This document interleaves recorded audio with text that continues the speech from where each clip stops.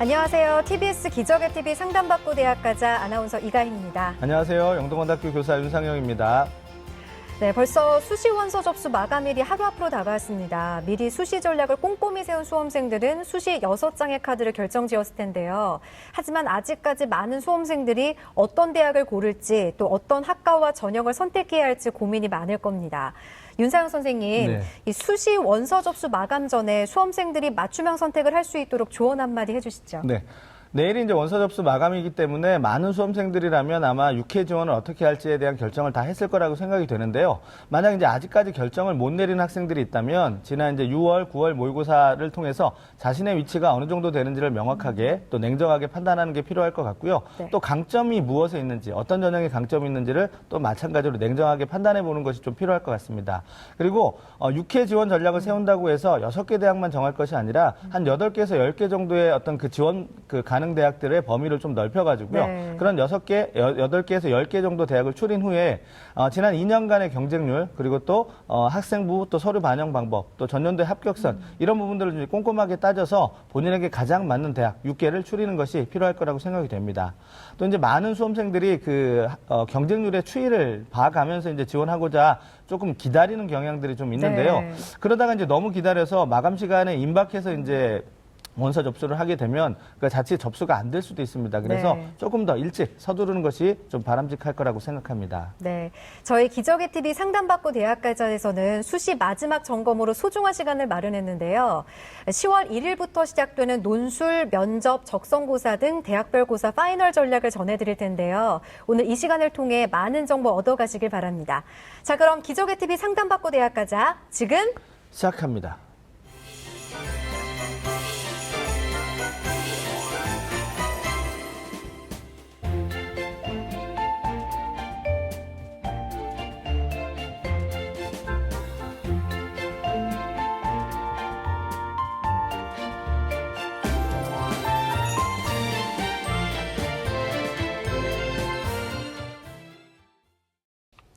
자, 그럼 먼저 오늘 이 시간 함께해 주실 분들을 소개하겠습니다. 먼저 충남 서령고 교사이신 최진규 선생님 함께 하셨습니다. 안녕하세요. 그리고 이투스 진로진학센터 센터장인 박중서 선생님 자리하셨습니다. 안녕하세요. 네, 저희 기적의 TV 상담받고 대학가자는 현재 고3 학생들을 위한 방송 수시 상담은 마감됐고요. 이후로는 예비 수험생인 고등학교 1, 2학년 학생들을 위한 수시 상담을 진행할 예정입니다. 문의 전화는 02-311-5441에서 2번으로 해주시고요. 상담 신청은 홈페이지를 이용해 주시길 바랍니다. 자, 지금부터 대학별 고사 파이널 전략 첫 번째로 논술고사에 대해 본격적인 얘기 나눠보겠습니다.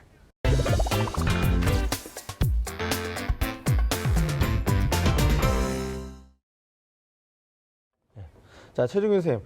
그 논술 전형의 경우에는 지난해와 비교했을 때 크게 달라지진 않았는데 아마 이제 가장 먼저 짚어봐야 될 부분은 모집 인원이 조금 감소하고 있다는 부분일 것 같은데요. 좀 간단하게 좀 조언을 해주실까요? 예, 올해 수시 전형에서 실제로 그 논술 전형 같은 경우는 이제 미세한 감소를 보이고 있는데요. 이게 꼭 올해만의 일이 아니라 최근 몇 년간에 이제 이런 추세를 갖고 있었는데요. 선발 인원만 보더라도 그 수시 선발 인원이 이제 줄어들고 있다는 걸 확인할 수 있는데요. 논술 전형은 전체 수시 전형에서 차지하는 비중이 6% 정도 된다. 그래서 이제 숫자로 따지면 14,861명 정도 이렇게 이제 논술 전형으로 선발을 하게 됩니다. 실제 논술고사를 시행하는 대학은 많았을 때는 이제 32개 대학까지 있었는데 올해는 이제 28개 대학 정도가 이제 논술고사를 이제 시험을 치르고 있고요. 그 다음에 이제 2016학년대에 비해서 부산대 같은 경우는 814명에서 798명으로 고려대는 1110명에서 1040명, 서강대는 385명에서 358명으로 한양대는 503명에서 421명으로 뭐 대부분의 대학에서 이렇게 미세하지만 줄어든 걸 확인할 수 있습니다. 네. 박중서 선생님, 이런 축소 경향 속에서도 여전히 상위권 대학에선 주요 전형으로 자리를 잡고 있고 또 영향이 크지 않나요? 네, 실제로 매우 큰 영향을 미치고 있는 게 맞습니다. 왜냐하면 상위권 대학이기 때문에 더 그런 거죠. 그래서 이 상위권 대학이 치르는 논술들이기 때문에 의미가 있는 거고요. 인원수가 조금 적어져도 상위권 친구들한테는 큰 의미가 있는 게 논술인데 2018학년도에는 고려대가 논술을 없앴는데도 소폭 조금 늘어나는 그런 경우도 있습니다. 그래서 대학들이 우수한 학생들을 확보하기 위한 좋은 방법으로 논술을 택했다라는 증거고요. 그다음에 그 논술에서 고려대 같은 경우도 구술 면접 쪽으로 방향을 바꿨거든요. 그래서 그런 거는 이제 구술 면접 같은 경우에는 말로 풀어내는 논술이다. 네. 그렇게 네. 보시면 될 것 같아요. 그래서 인원수가 줄어들었다는 거는 뭐 일단은 큰 의미는 없는 것 같습니다. 네. 네. 네, 당분간은 논술 전형에 또 이제 상위권, 중상위권 학생을 중심으로 논술 전형에 관심을 좀 가져야 될 것 같은데요. 네. 그렇다면 이제 올해 대입 논술 전형에서 가장 주목해 볼 만한 특징이 있다면 어떤 게 있을까요?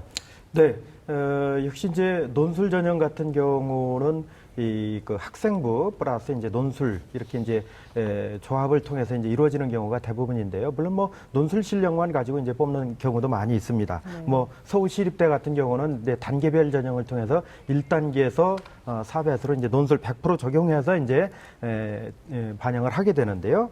뭐 그런 경우를 제외하고는 이제 학생부하고 논술이 어떤 조합을 통해서 이루어지는데요. 역시 이제 논술이 비중이 크다. 이제 학생부 같은 경우도 고려대 같은 경우는 이제 30%를 그 학생부를 반영하긴 하지만은 실제로 이 학생부의 반영 비율을 따져보면 이제 2% 정도 남짓 이 정도가 됩니다. 그래서 300점 만점이라면은 이제 1등급에서 5등급까지 차이가 1점에서 이제 크게 벗어나지 않는다라는 점에서 보면 역시 이제 논술 실력이 대부분의 대학에서는 중요한 그 합격 당락의 변수가 된다. 이제 이런 말씀을 드릴 수 있고요. 또 한 가지 이제 올해 같은 경우는 전년도보다 역시 논술 전형이 더 높은 경쟁률을 갖지 않겠는가 이제 이렇게 보고 있습니다. 왜냐하면은 선발 인원이 줄어드니까 덩달아서 이제 경쟁률은 올라가는 건 이제 당연할 것 같고요. 특히 이제 올해 같은 경우에 한양대, 건국대, 단국대, 서울시립대, 서울과기대 뭐 이런 대학들에서 이제 수능 최저를 이제 폐지했단 말이에요. 이제 수능 최저를 폐지했다는 얘기는 그만큼 학생들이 논술 전형에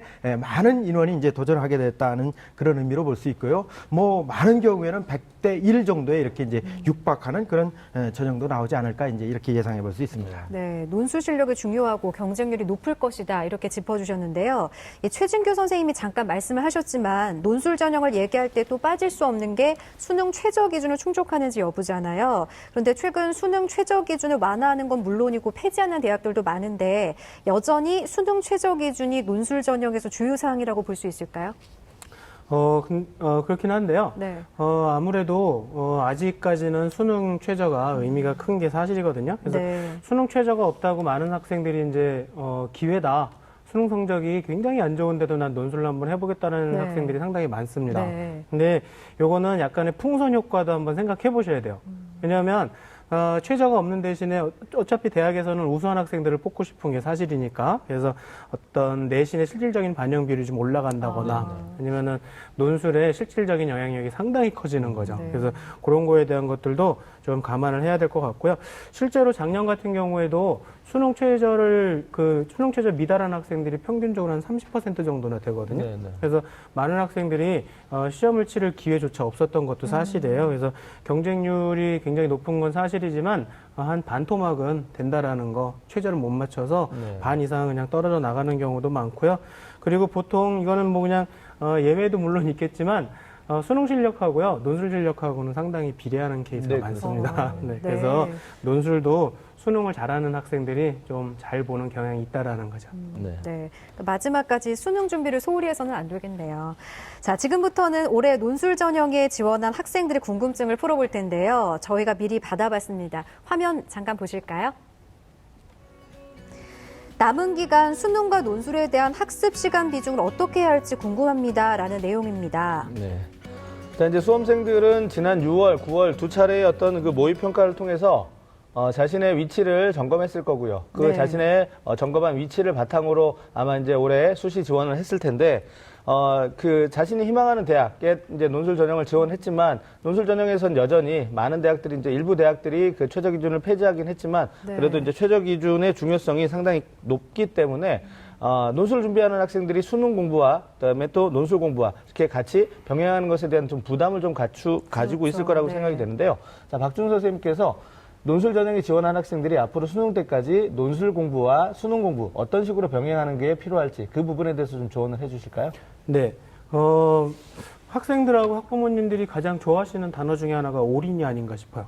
그래서 지금 기간이 얼마 남지 않았으니까 50일 남았으니까 수능에 일단 집중을 하자라고 생각을 하시는데 이 논술은요 굉장히 감각이 많이 필요한 과목이거든요. 네. 그래서 감각 유지를 좀 많이 하셔야 되는데 일단은 뭐 간단히 말씀드리면 10월 되기 전까지는 일단 한 4-5시간 그러니까 매일이 아니고 일주일에 네. 그래서 일주일에 4-5시간은 좀 계속하면서 좀 집중적으로 준비를 하셔야 되고 당연히 수능 전에 보는 대학을 지원하신 학생들은 그만큼 하셔야 되는 거고요.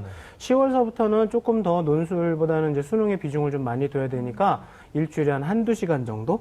그렇게 해서 계속 유지하시는 게 가장 중요한 것 같습니다. 그래서 이게 관성이 굉장히 크게 작용하는 거거든요. 그래서 이게 만약에 감각을 잃어버리거나 자기가 학습하던 어떤 논술에 대한 그런 전체적인 어떤 흐름을 놓쳐버리면 그걸 다시 회복하는데 보통 1.5배의 시간이 걸린다고 합니다. 그러니까 지속적으로 유지하는 것도 중요한데 제가 말씀드리는 건 강의를 듣는다면 만약에 인강을 듣는다거나 그러면 그 인강 시간 포함해서 말씀을 드리는 거거든요. 어쨌거나 감각을 유지하시는 게 상당히 중요한 거고 더욱더 제가 이 감각적인 말씀을 드리는 이유가 수능 끝나고 이틀, 3일 있다 바로 시험을 봐요.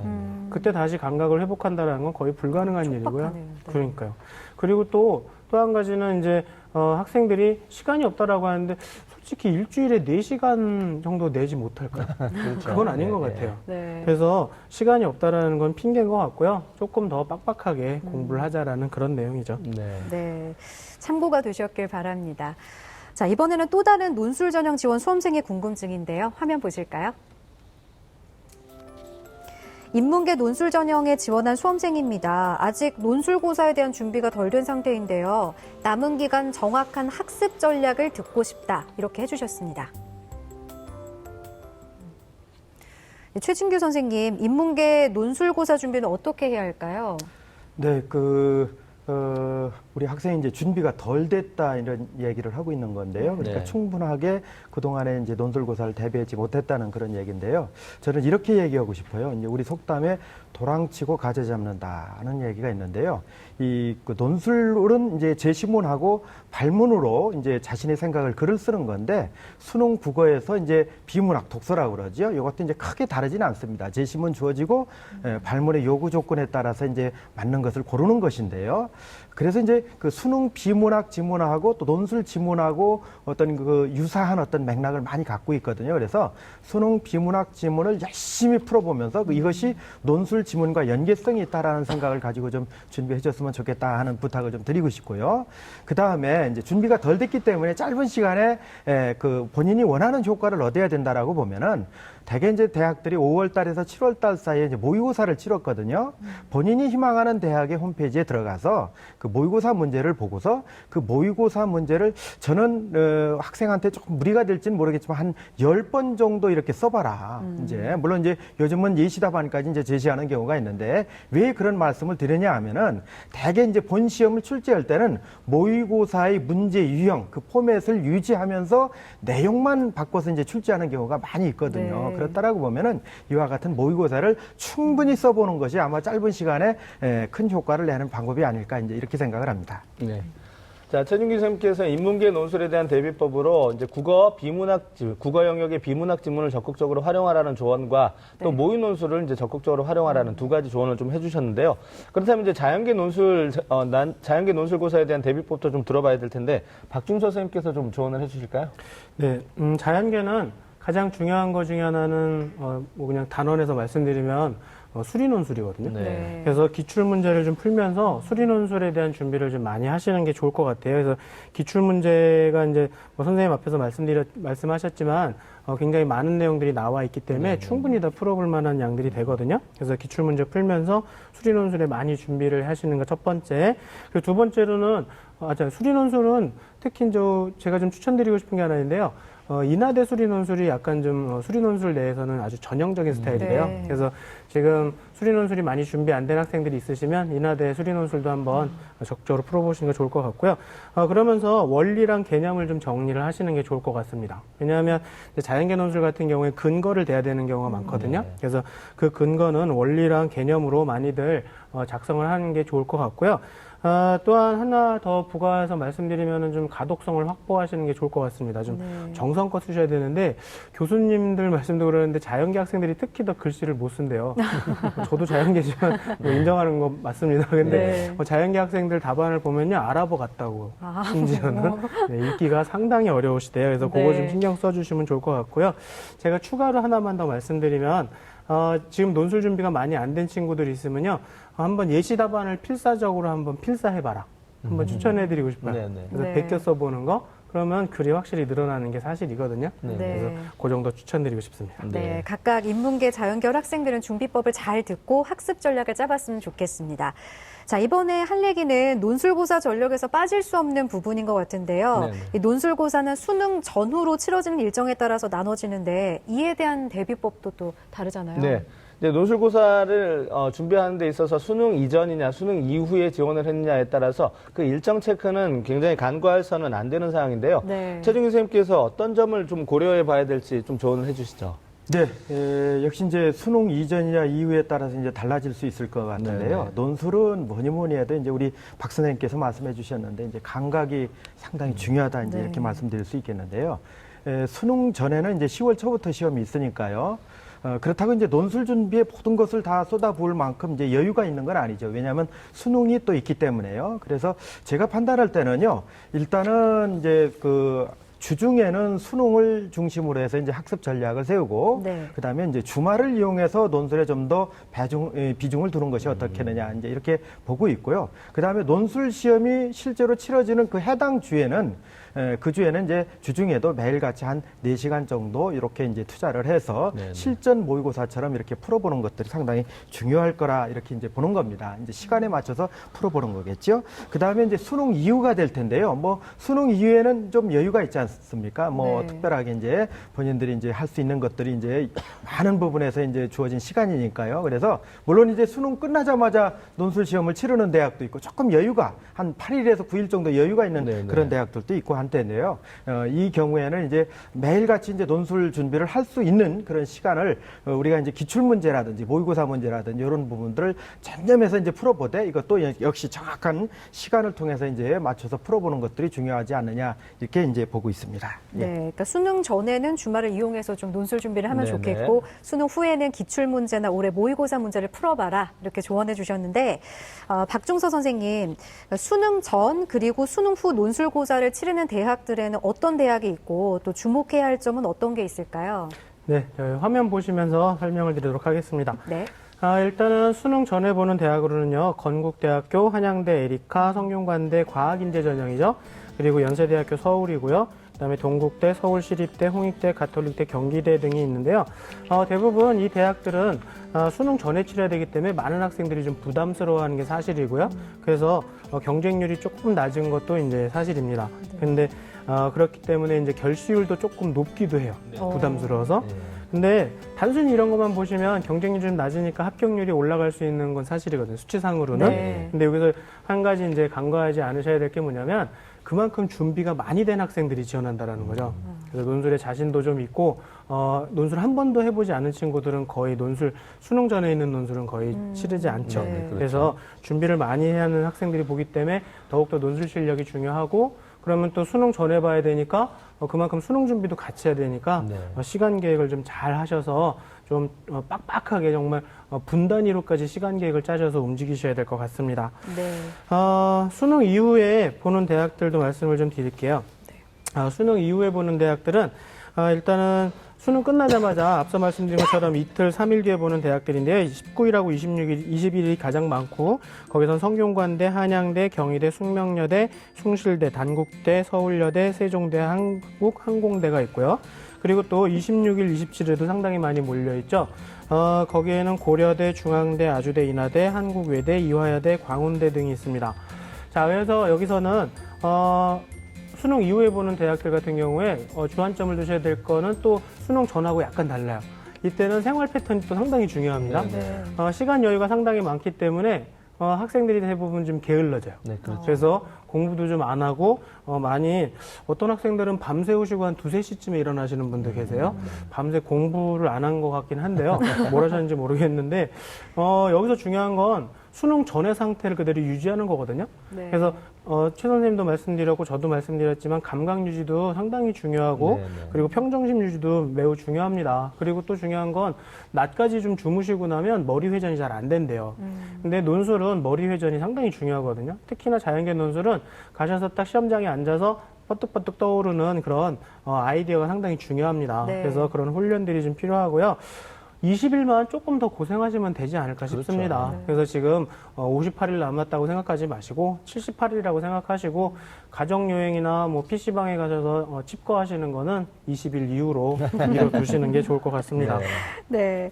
자, 이번에는 대학별 논술고사 출제 유형에 대해 얘기해 볼 텐데요. 자신이 지원한 대학의 출제 유형을 미리 파악하고 준비하는 게 중요하죠. 네, 그렇습니다. 이제 유형은 본인의 장점을 가장 잘 살릴 수 있는 그런 방향을 찾는 내용하고도 이제 밀접한 연관성이 있을 것 같은데요. 우리 이제 인문계 같은 경우는요, 인문사의 통합 유형에서부터 이제 제시문이 영어로 이제 나오는 경우 이렇게 이제 여러 가지 유형으로 이제 구분할 수 있는데요. 화면을 보면서 제가 설명을 드리도록 하겠습니다. 우선 주요 대학별 논술고사 이제 출제 유형일 텐데 인문계입니다. 인문사의 통합 유형을 이제 택한 대학들은 광운대, 가톨릭대, 경희대, 단국대, 동국대 이런 대학들이고요. 이제 홍익대까지 포함이 됩니다. 그다음에 인문사의 자료 해석, 이제 도표라든지 통계라든지 그림이라든지 이런 자료들을 활용하는 대학들은요. 건국대 인문사의 1전형이고요. 경기대, 경북대, 서강대 에서 시작해서 인하대, 중앙대, 경제, 경영, 한국항공대에 해당됩니다. 그 다음에 이제 수리적인 내용이죠. 이제 수리적인 내용이 전체가 아니라 부분적으로 이제 세 문항이라면 한 문항 정도 이렇게 들어가는 경우인데요.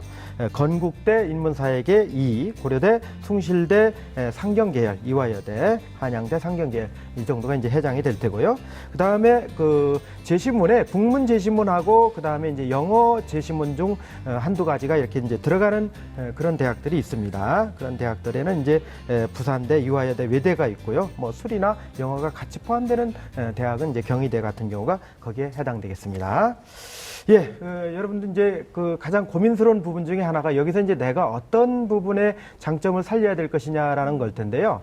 우선 영어 제시문 같은 경우는요, 우리가 이제 논술이 영어로 이제 글을 쓰는 것은 아니기 때문에 수능에서 독해 능력이 우수한 학생이라고 판단되면요, 논술 영어 제시문이 나오는 대학도 충분히 대비가 될 수 있다, 이제 이렇게 판단할 수 있거든요. 그래서 이 국문 제시문하고 연결하는 그 내용에서 크게 부담스러워할 필요는 없다. 오히려 이 부분이 부담스러워서 피하는 학생들이 있기 때문에 이것을 본인의 어떤 장점으로 살릴 필요가 있다, 이렇게 이제 볼 수가 있고요. 그 다음에 이제 건국대나 고려대, 숭실대, 이화여대 같은 경우에서 이제 일부 계열에서 이게 수리형 이제 문제가 출제가 되죠.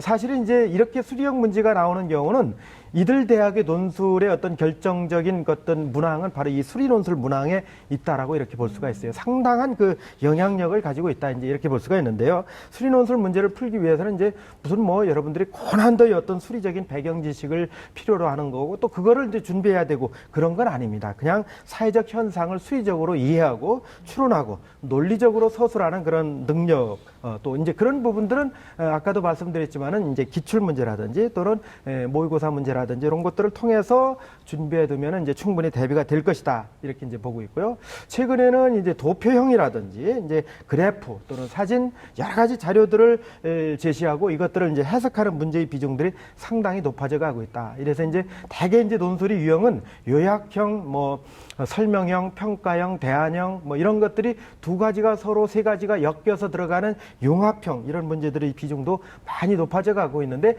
그 중에 적극적으로 활용되는 것이 도표, 그래프, 이제 그림과 같은 그런 것들이 이제 활용하고 됐다. 이런 문제들은 이제 정확하게 그것들을 보고 이제 분석해낼 수 있는 능력들을 필요로 하고 있다. 이제 이렇게 보면 될 텐데요. 뭐 신문이라든지 여러 가지 이제 자료들을 통해서요, 다양한 사회 현상을 계량한 그런 내용들을 보면서 스스로 이제 해석해보고 분석해보고 이것들을 가지고 있는 이제 정치적이고 사회적이고 문화적인 어떤 함의들을 서로 비교해보고 교과서에서 배운 내용하고 이제 연결해보는 그런 준비가 필요하다라고 볼 수 있겠습니다. 네. 자, 이제 인문계 논술에 대한 대비법 뭐 이런 부분도 좀 들어봤는데요. 지금 이제 박중서 선생님께서 그러면 자연계 논술고사 출제 유형에 대해서 좀 설명을 해주실까요? 네, 자연계는 인문계보다는 좀 간단합니다. 수학만 보는지, 수학하고 과학을 보는지, 네. 딱 그거밖에 네. 없는데 약간 복합적인 게 특별한 유형이 하나 더 있긴 한데요. 화면 보면서 말씀을 좀 드리도록 하겠습니다. 일단은 수학하고 과학을 보는 학교들이 있는데요. 이 과학이 통합형인지 선택형인지도 상당히 중요한 의미가 있죠. 근데 학생들이 통합형 과학에 대해서는 약간 부담을 갖는 게 사실인데요. 왜냐하면은 수능이 선택형 과학이기 때문에. 하지만 저것도 풍선 효과가 있습니다. 통합형 과학은 약간 더 쉬워요. 그래서 제시문을 좀 읽으면서 해결할 수 있는, 그래서 국어의 비문학, 즉 독서 지문과 비슷한 유형들이 많이 나오고, 그리고 1학년 때 배우셨던 융합과학에 대한 내용들, 이런 것들이 많이 나오니까 큰 부담 안 가지셔도 될 것 같은데, 제가 보기에는 되려 수리과학이 혼합된 형태에서 선택형 과학을 보는 대학들의 과학이 좀 만만치 않을 것 같습니다. 그래서 이 대학들에 대해서는 과학에 대한 준비도 좀 많이 해두셔야 될 것 같고요. 심지어는 과학 2에 대한 내용도 나올 수도 있거든요. 그래서 그런 2에 대한 내용들은 제시문이라던가 그런 데서 어느 정도 언급을 해주니까 그런 심화에 대한 준비도 해 가시는 게 좋을 것 같습니다. 그리고 수학과학이 통합된 형태도 나오는데요. 한국항공대 공학계열이 좀 특이한 케이스인데, 여기는 수학하고 과학을 통합한다라는 게 어떤 형태인지 잘 모르시는 분들이 많으실 것 같은데요. 네. 제일 쉬운 거는 수학하고 물리예요. 그래서 수학하고 물리가 많이 섞여 있는 형태로 나오니까 그거만 주안점을 두셔서 생각하시면 되고요. 그리고 다음 화면에서 보시면요. 수학 중심형으로 나오는 대학들이거든요. 근데 수리형 과학이냐, 뭐 수리가 단독형으로 정말 수학만 나오느냐, 아니면 조금 더 복합적인 형태냐, 그런 차이 정도인데요. 뭐 수리과학형 같은 경우에서는 뭐 홍대 같은 경우도 앞서 말씀드린 것처럼 약간 어떤 인문학적 소양도 좀 들어가면서 물리가 약간 섞이게 되겠지만, 수리 단독형 같은 경우에는 진짜 수학 문제거든요. 그래서 제가 여기서 하나 말씀드리고 싶은 게, 학생들이 수리 논술을 풀면서 정말 연습장에 푸는 것처럼 글을 쓰거든요. 그건 정말 아닌 것 같아요. 그거는 정말 풀이고 해설지랑 똑같은 상황인지, 이건 수리 논술이거든요.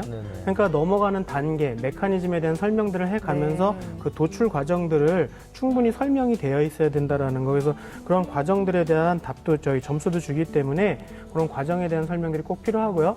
그리고 간혹가다 어떤 학생들은 끝에 가서 답을 안 적는 학생들이 있어요. 자연계 논술 같은 경우에는 계산 능력에 대한 점수도 주거든요. 그러니까 마지막에 정말 4분의 1 플러스 4분의 1이면 그렇게 끝나는 게 아니라 그 답이 2분의 1이라는 거를 꼭 적어주는 것도 중요한 것 같습니다. 자, 그리고 또 복합형인 대학들도 좀 있는데요. 복합형인 대학들은 인문계적인 것들이 조금 가미되죠. 그래서 여러 가지 좀 사회 현상이라던가 아니면 또한 뭐 그런 인문 사회적인 내용들, 아니면 기타 유형으로 보건의료에 대한 내용도 좀 나오기도 하죠. 그래서 일단 자연계 논술은 여태까지 내용들을 좀 정리해 드리면, 답이 중요합니다. 답을 맞추셔야 되고요. 과정도 점수를 주기 때문에 과정에 대한 것도 명시를 좀 하셔야 될 것 같고요. 그리고 더 중요한 거는 자연계 논술은 대부분 첫 줄에 답을 쓰시는 게 좋죠. 그래서 첫 줄에 결론과 답을 내시고 그게 왜 답인지를 풀어가는 과정이 자연계 논술이니까 그 왜 그런지에 대한 설명을 좀 해주시면 좋은 성적을 받을 수 있을 것 같습니다. 네.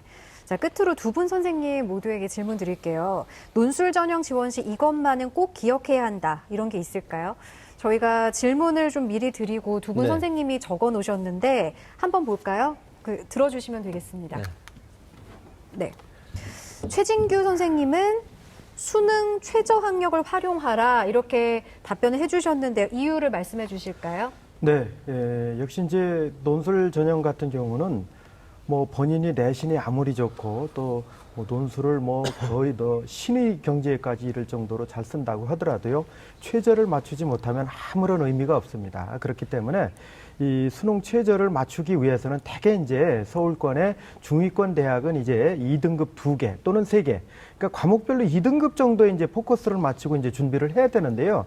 그러다 보면은 논술에서 꼭 그 의미 있는 결과가 나오지 않더라도 정시까지도 도전해 볼 수 있는 기회로 이제 연결된다는 그런 측면이 있거든요. 그래서 이제 이 수능 최저 가장 중요한 부분일 것 같고요. 또 한 가지는 이 논술 경쟁률이 이제 어마어마하지 않습니까? 이 경쟁률 속에 담겨진 허수가 있습니다. 그것은 바로 이제 수능 최저일 텐데요. 대개의 대학에서는 이제 경쟁률이 높게 나오더라 하더라도 대개 마무리 부분에 가서 보면은 수능 최저를 이제 충족하지 못하는 경우가 절반 이상이 됩니다. 이 경쟁률에서 많게는 4분의 3 정도가 이제 최저 학력 기준을 충족하지 못하는 그런 경우도 있거든요. 그렇다고 보면은 이 최저 학력 기준을 적절하게 본인의 유리한 점으로 좀 맞췄으면 좋겠다. 그래서 수능에 자신 있는 학생은요, 체제 학력을 조금 더 높은 쪽에서 이제 있는 대학을 선정을 해서 다른 학생들이 수능 체제에서 이 벽을 넘지 못하도록 본인이 이제 그 전략적으로 이어갈 필요가 있다라는 생각을 해보고요. 수능에 조금 이제 그 문제가 있는 학생 같은 경우는요, 체제 학력을 비교적 여유 있는 쪽에서 이렇게 선택한다라면은 아마 체제 학력으로 인한 이런 여러 가지 이제 어려움들을 이제 해소할 수 있지 않겠는가. 요걸 이제 본인에 맞게 적절하게 잘 활용하라는 전략. 요걸 꼭 여러분들에게 팁으로 드리고 싶습니다. 네, 자 이번에는 박중서 선생님께서 적어주신 답을 볼게요. 기출이 정답, 빈출 주제들 점검이라고 적어주셨어요. 짧게 답변해 주실까요? 네. 앞서서도 말씀드렸지만 논술에서 가장 중요한 건 기출이거든요. 그래서 기출을 확실히 섭렵하시는 게 좋고요. 네. 지금 논술을 준비 못하신 학생들도 앞서 말씀드린 것처럼 예시 답안을 필사적으로 한번 필사해봐라. 그럴 정도로 기출은 상당히 중요합니다. 그리고 이런 내용들은 수능에도 같이 연계돼서 나오는 케이스가 많거든요. 네. 그래서 수능과 무관하다고 생각하지 마시고 기출 그리고 빈출 주제들 정리하셨으면 좋겠습니다. 네, 감사합니다. 자, 지금까지 두 분 선생님께서 논술 전형에 대한 전반적인 얘기와 함께 논술고사의 전략 팁까지 말씀해 주셨는데요. 이어서 학생부 종합전형에서의 면접고사 그리고 적성고사에 대한 얘기로 넘어가기 전에 지금까지 주요 내용 다시 한번 정리해 보겠습니다.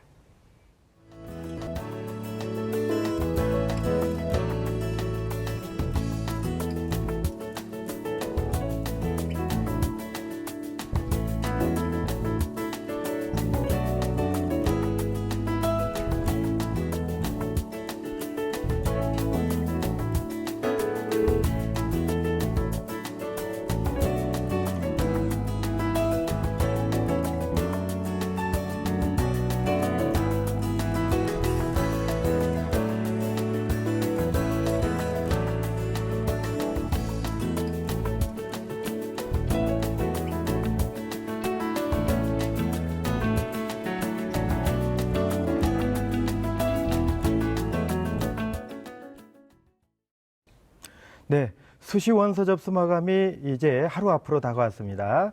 자신이 희망하는 대학, 학과, 그리고 전형의 선택은 아마 여러분들 잘 했겠죠? 아마도 대부분의 학생들이 학생부 종합전형에 대한 어떤 생각을 많이 했을 거라고 생각하고요. 그 외에도 이제 학생부 교과전형, 논술전형, 그런 순서로 이제 선택이 있었을 겁니다. 자, 여러분, 우리 수시 전형 선택을 끝난 후엔 뭐가 있겠죠? 그렇죠. 각종 대학별 고사가 이제 기다리고 있죠. 그중에 면접고사를 준비하는 우리 학생들이 다수일 거라고 생각을 합니다. 이 시간에는 면접고사를 어떻게 치러야 되는지 학생부 종합전형을 중심으로 해서 설명을 드려보겠습니다. 학생부 종합전형의 최종 관문은 바로 면접입니다. 학생들이 학생부를 비롯한 서류 준비는 좀 이제 꼼꼼하게 이렇게 진행을 하는데 의외로 면접에 소홀한 경향이 많이 있습니다. 그래서 학생부 종합전형은 결국 면접을 통과해야만 합격을 하기 때문에 면접에 대한 관심이 대단히 중요하다 이제 이렇게 말씀드릴 수 있는데요. 수시 면접은 보통 두 가지 유형으로 이렇게 이제 나눠집니다. 간단한 질문과 답변을 통해서 지원자의 가치관이라든지 인성 또는 기초 소양 등을 알아보는 그런 일반 면접과 또 전공 적성이라든지 학업 능력을 평가하기 위해서 제시문과 또 질문을 주고 이것들을 이제 구술 형태로 풀어내는 심층 면접이 이제 대표적이라고 얘기할 수 있습니다. 우선 일반 면접부터 알아보겠습니다. 서류에 기반한 내용을 검증한다는 점에서 이것은 이제 우리가 확인 면접이라고도 이렇게 부르기도 하는데요. 자기소개서라든지 추천서, 학교생활기록부와 같은 이런 지원자들이 제출한 이런 서류들을 이제 점검하는 겁니다. 면접에서는 이런 제출 서류의 어떤 진위를 확인하기 위해서 질문이 많이 나오는데요.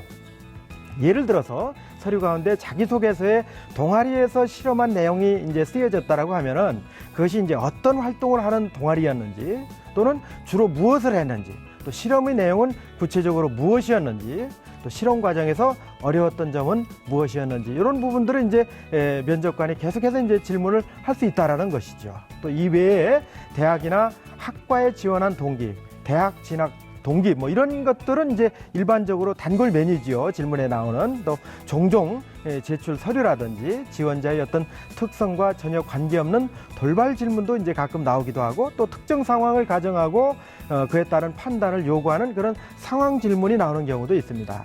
뭐 앞에 이제 돌발 질문 같은 경우는 전공 적합성을 이제 의미하는 거고요. 뒤에 이제 상황 질문 같은 경우는 지원자의 가치관이라든지 인성을 이제 알아보기 위해서 묻는 경우가 이제 많이 있다 이렇게 보겠습니다. 하지만 이제 여러분들 이러한 그 서류 기반 질문이라는 건 사실은 우리가 학교에서 이제 내신 시험을 볼 때 시험 범위가 정해져 있는 그런 것과는 이제 비슷하다 이렇게 이제 얘기할 수 있는데요. 평소 자신의 그 서류를 꼼꼼히 이제 확인을 좀 하고요. 관련 내용을 정리해 답변하는 연습을 꾸준히 해둔다면요. 이 질문 같은 경우는 어느 정도 대비가 가능하다라는 점을 여러분들이 꼭 명심해야 되겠습니다. 이제 중요한 건 이제 심층 면접이 될 텐데요. 지원자의 학업 적성 능력을 이제 평가한다는 점에서요. 이 역량 평가 면접이라 이렇게 이제 부르기도 합니다.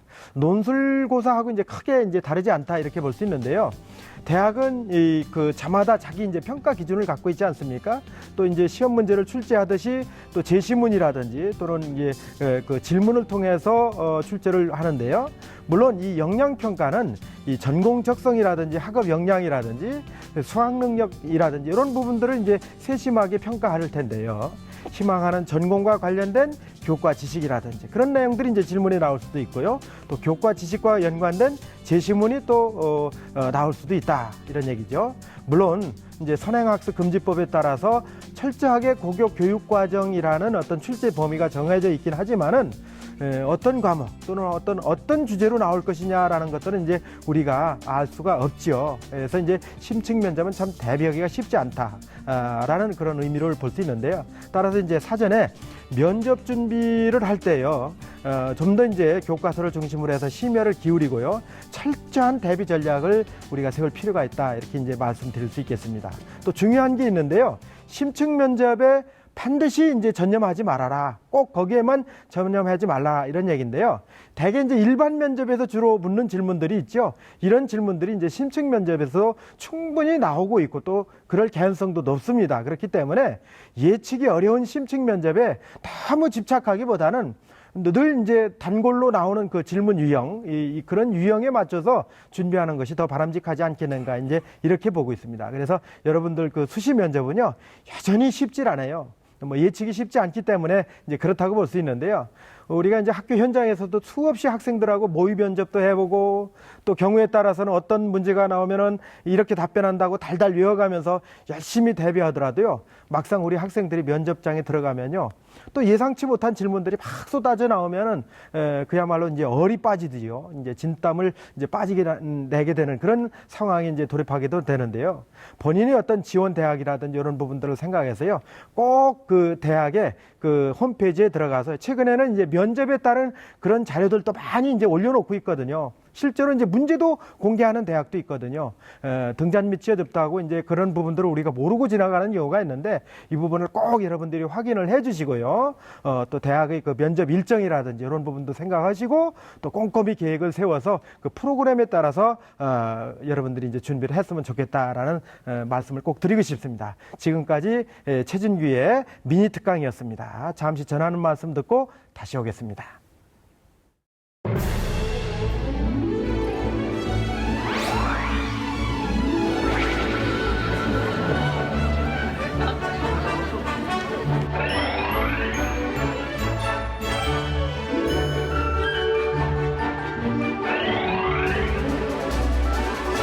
어떻게 입시 전략을 세워야 할지 딱 정할 수 있었던 것 같아요. 대학마다 원하는 인재상이 있을 테고 그 인재상에 맞춰서 본인의 장점을 부각시킨다면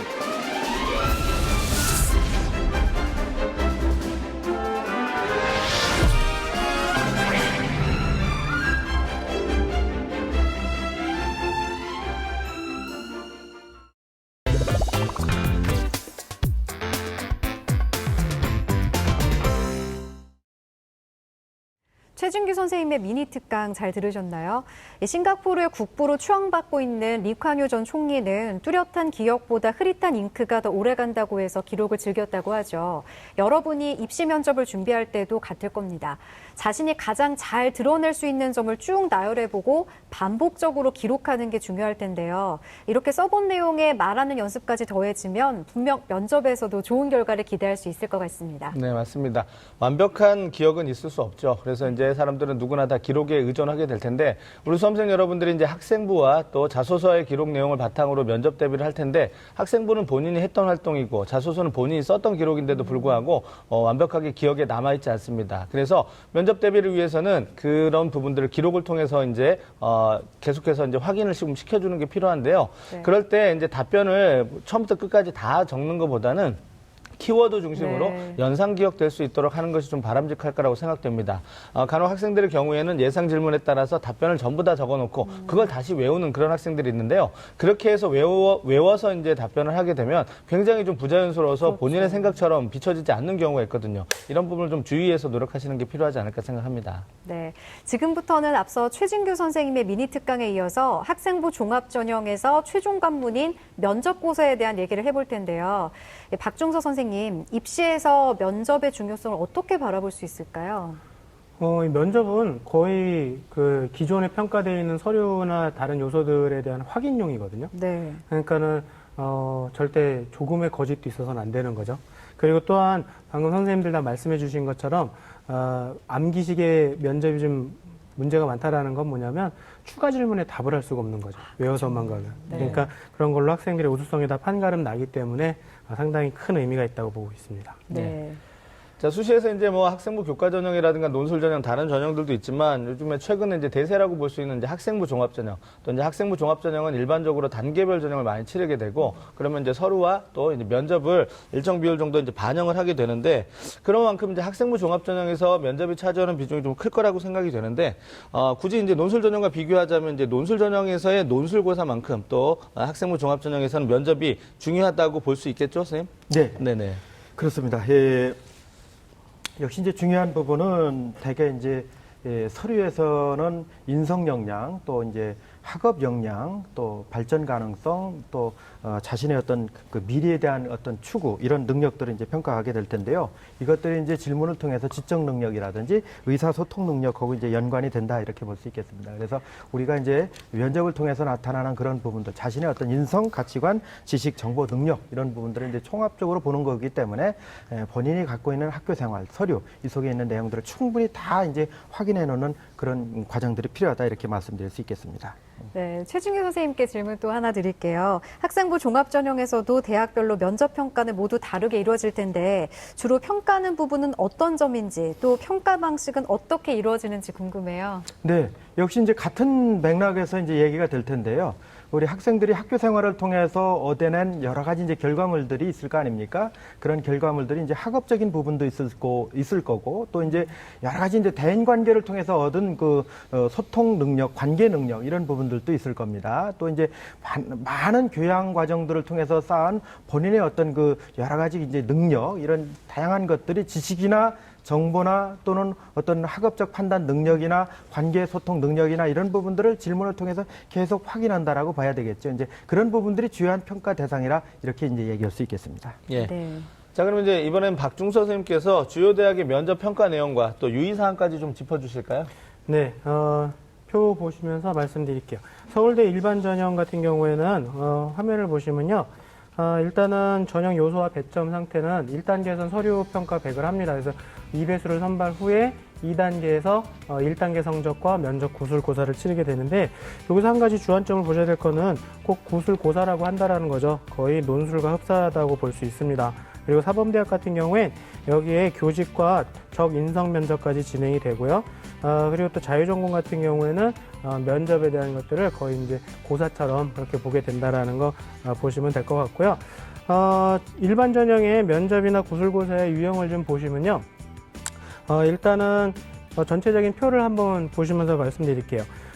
인문대학을 제외하고 나서는 대부분의 단과대학들이 거의 수학이 들어간다는 걸 아실 수 있으실 거예요. 그래서 수학이 좀 중요한 관건으로 서울대는 생각하고 있는 게 맞고요. 그리고 또 공통적으로 또 보시면 제시문을 많이 활용한다라는 것도 보실 수 있으실 거예요. 그래서 제가 앞서 말씀드린 것처럼 논술을 말로 풀어낸다라는 게 바로 저런 내용들이거든요. 그래서 그런 것들에 대한 준비가 많이 필요해야 될 것 같고요.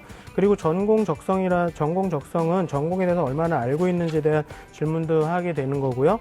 그리고 학업 수행 능력이 있는지 그런 것들을 저런 걸 통해서 전체적인 내용들을 평가하는데, 여기서도 중요한 건 서울대가 굉장히 어려운 문제를 낸다라는 걸로 뭐 정평이 나 있었는데요. 거의 답을 못 맞추는 그런 상황도 된답니다. 네. 교수님들도 보시기에도 이걸 애들이 풀으라고 냈나라고 할 정도로. 근데 이건 답을 맞추라고 내신 게 아니거든요. 네. 그래서 그런 접근 방법이라던가 문제를 풀어가는 그런 과정들, 그런 것들을 보기 위해서 내는 거니까 너무 겁먹지 마시고요. 네. 그런 과정들을 잘 해결해 나가시면 될 것 같고요. 그 외에 이제 농업생명과학대학이나 사범대나 생활과학대 같은 경우에도 전공 적성이나 학업 능력을 평가하게 되고요. 의대 같은 경우는 정말 특이한 면접을 보죠. MMI라고도 하는, 그러니까 다중 미니 면접이라 해서 6개의 방을 지나게 되면서 어떤 상황에 대한 대처 능력들, 그런 것들을 평가하게 됩니다.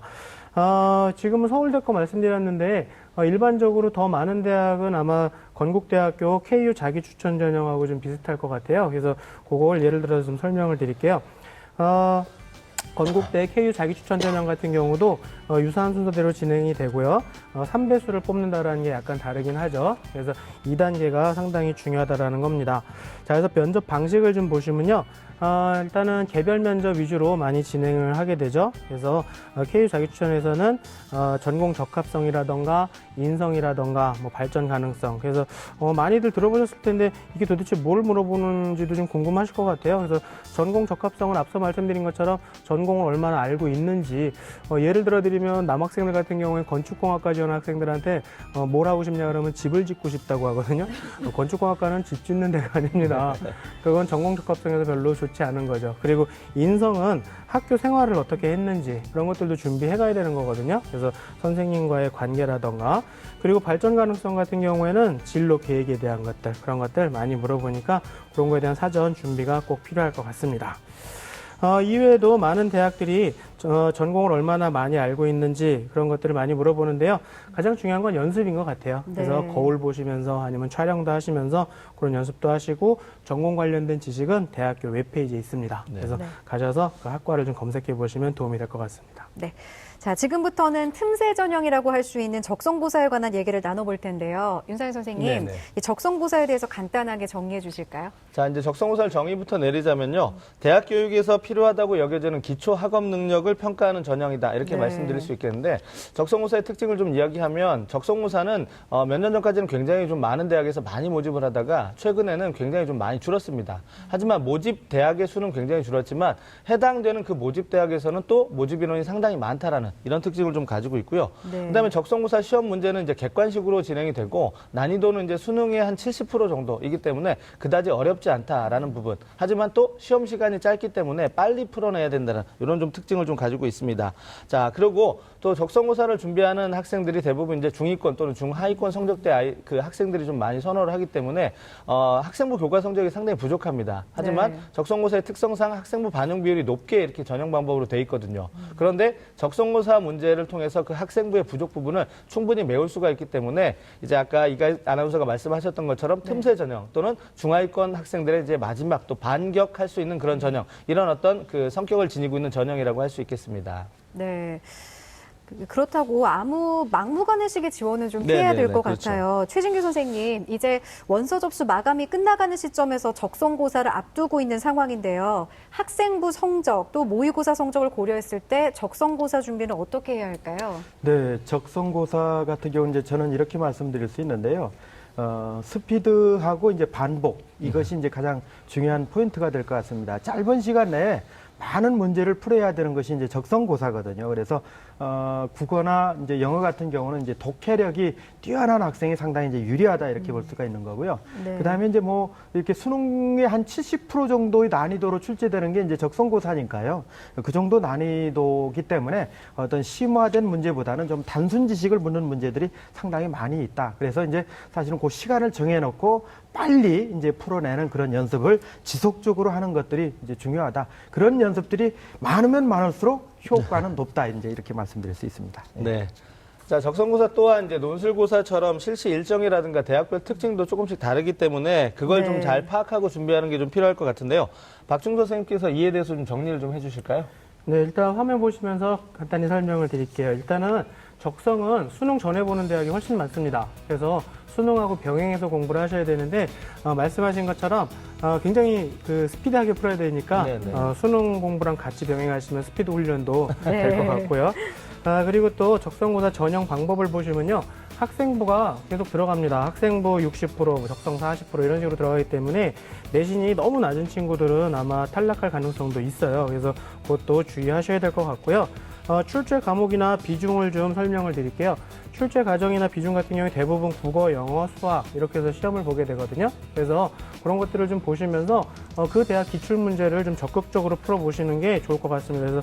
그래서 이렇게 기출에서 한 75점 정도 나오면 괜찮다라고들 하더라고요. 그래서 그렇게 준비하시는 게 적성에서는 아주 좋은 방법이 될 것 같습니다. 네, 그렇군요. 그러면 두 선생님께 좀 질문을 드릴게요. 네. 학습 전략에 대해서 좀 말씀들 해주시면 좋을 것 같은데 먼저 최진규 선생님께서 해주실까요? 예, 저는 이제 개념서를 많이 봐야 된다고 보는데 너무 네. 어려운 개념서보다는 쉬운 개념서를 반복적으로 이제 학습하는 부분하고 그다음에 역시 이제 적성 교재도요. EBS 교재가 이제 나와 있거든요. 그래서 물론 강의도 거기에 이제 들어가 있습니다. 그래서 EBS 수능 연계 교재를 적극적으로 활용하라 이런 말씀을 드리고 싶습니다. 네. 역시 이제 시간 투자가 중요한 거니까요. 그 시간 투자 계획도 잘 세워서 쉬운 개념서와 EBS 연계 교재를 적극적으로 활용하라. 이제 제 말씀이 이제 포인트가 되겠습니다. 네. 그럼 박중서 선생님께서는 학습 전략 어떻게 보시는지요? 일단 기출 많이 풀어보셔야 되고요. 네. 그리고 빠른 시간 안에 푸시는 연습. 그래서 스탑워치는 필수인 것 같습니다. 그리고 직관적으로 푸는 것도 상당히 중요하다라고 하고요. 네. 그리고 또 중요한 거는 못 푸는 문제에 매달려 있으면 안 된다고 네네. 하거든요. 그래서 꼭 그런 걸 넘어가는 연습도 같이 하시는 게 중요할 것 같습니다. 그래서 앞서도 말씀드렸지만 역시 기출 문제 풀어보고 한 70점 이상 정도면 가능성이 상당히 높다라는 자신감도 좀 가지시고 그렇게 준비하시면 좋을 것 같습니다. 네. 예. 자, 윤사연 선생님은 어떻게 생각하시나요? 앞서 선생님들이 다 말씀을 예, 해주셨지만. 이제 적성고사와 관련돼서는 두 분 선생님께서 다 해주셨습니다. 네. 두 가지 특징인데 다시 한번 정리드리자면 수능과 병행해서 준비를 해야 된다는 부분이거든요. 많은 대학들에서 시험 범위가 수능과 겹치는 부분이 있기 때문에 충분히 병행 준비가 가능하고요. 네. 그다음에 짧은 시간에 많은 문제를 풀어내야 되기 때문에 훈련이 좀 필요합니다. 그래서 기출 문제 또 모의평가 문제를 통해서 빠른 시간 내에 풀어내는 훈련을 조금 해나가는 것이 바람직한 대비 전략이 아닐까 생각합니다. 네, 자 오늘 이렇게 수시 원서 접수 이후 치러지는 대학별 고사에 대한 정보를 전해드렸는데요. 끝으로 오늘 함께한 두 분 선생님들의 마지막 조언 한마디씩 들어볼까요? 먼저 최진규 선생님부터 예. 부탁드립니다. 제가 좋아하는 말이 있습니다. 이 낙수천석이라는 말인데요. 작은 물방울이 거대한 바위를 뚫는다라는 그런 의미를 갖고 있습니다.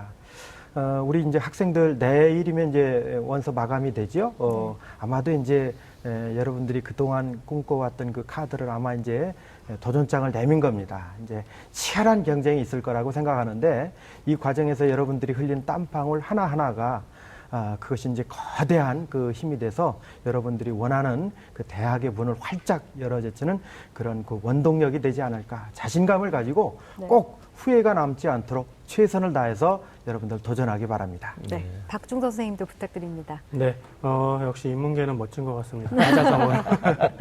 저는 잘 모르니까 아직은 기회가 있으니까요. 네. 절대 포기하지 마시고 내년이면은 뭐 나아지지 않습니다. 그래서 벌써 재수를 생각하시는 분들도 계시는데 올해 열심히 하지 않은 학생들은 내년도 열심히 하지 않더라고요. 네, 네. 그래서 네. 남은 기간 분명히 50일 남아 있고요. 그리고 논술, 적성 이런 것까지 있으니까 충분히 할 수 있다는 자신감 가지고 끝까지 포기 안 하셨으면 좋겠습니다. 네, 감사합니다. 수험생 여러분들, 이제 수시 원서 접수도 마무리가 되고 있고요. 지금부터는 대학별 고사와 정시 준비에 매진해야 할 텐데요. 아직 뭐 희망대학 합격의 길은 열려 있습니다. 네네. 뭐 힘들더라도 끝까지 최선을 다하시길 바랍니다. 네. 앞서 이제 박중서 선생님도 말씀하셨지만은 지금 열심히 해야지만 네. 또 내년보다 지금이 더 중요하기 때문에 그런 부분을 좀 강조드리고 싶고요. 남은 두 달의 시간은 결코 짧은 시간이 아닙니다.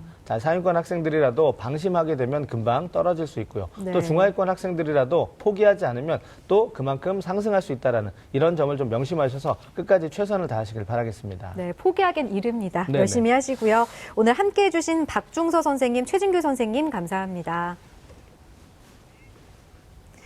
네, 내일 이 시간엔 수시 특집, 수시 접수 결과 분석 전략에 대해 준비했으니까요. 많은 관심 부탁드립니다. 오늘 함께해 주신 여러분 고맙습니다.